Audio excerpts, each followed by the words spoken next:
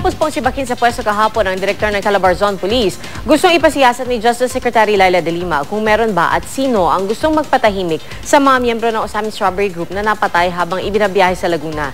Balitang hatid ni Ian Cruz. Binuo ng PNP Internal Affairs Service o IAS ang Task Force San Pedro ang tututok sa investigasyon sa pagkapatay ng mga elemento ng Calabarzon Police kina Ricky Cadavero alias Kambal at Wilfredo Panugalinga alias Kulot ng Osamis Strawberry Group. Findings na kung ano talaga nangyari, kung talagang meron bang attempt to rescue yung dalawang leader o talagang merong attempt to grab the firearms of this policeman. Kaya naman 4 na opisyal ng Calabarzon Police sa pangunguna ni Superintendent Danilo Mendoza ng Regional Special Operations Group o RSOG ang inilagay sa floating status ni PNP Chief Arlan Purisima. 10 Police Non-Commissioned Officer din na kasama sa operasyon ang restricted to quarters. Utos daw kasi ni PNP Chief sa New Bilibid prisons na dalhin sina Kambal at Kulot. Malaking nawala sa PNP yung opportunity to know some information. Yun yung link nila sa law enforcement maybe or link to other people. Pero si Justice Secretary Leila de Lima, mas malalim na investigasyon ang hanap. Marami daw kasing katanungan na dapat sagutin. Merong bang dahilan para i-silence si Cadavero? Tanong ko yan.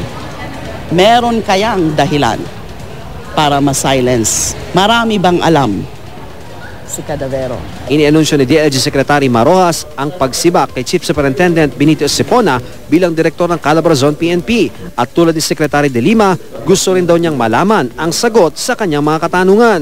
Kaduda-duda itong mga pangyayaring ito, hindi nasagot ang napakaraming mga katanungan.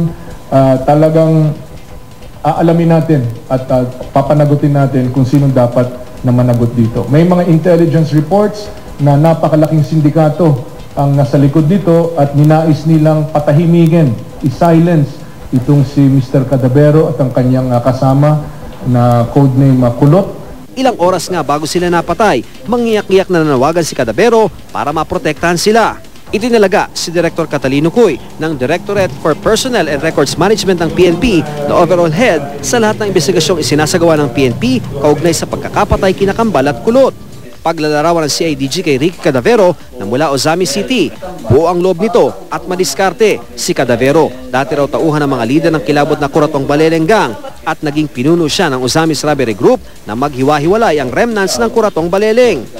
Ang ina ni Cadavero, isang Parohinog, kamag-anak ni Ungkoy Parohinog, ang lider ng Kuratong Baleleng noong dekada 80 na ginamit umano laban sa komunista pero kalaunay nasangkot sa mga holdapan ng bangko. Dati noon, as agent, as confidential agent, talaga nakakatanggap ka ng sweldo sa gobyerno noon.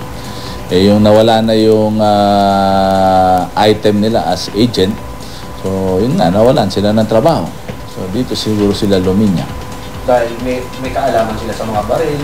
Ayun, isa yun, may kaalaman sila sa baril, malakas ang loob nila, at alam nila kung paano kumilos ang military at police. Ilan sa mga lider ng Kuratong Baleleng ang patay noong 1995 sa tinaguriang Kuratong Baleleng Rub-Out na kinasangkutan ng Presidential Anti-Crime Commission o PACC. Ang ibang natirang tulad ni Cadavero, nagtayo raw ng sariling grupo. Ang ilan, hinahanap pa, tulad ni Romeo Buluran alias Martin Lico at alias Bogart na wanted daw sa iba't ibang kaso. Ian Cruz, GMA News.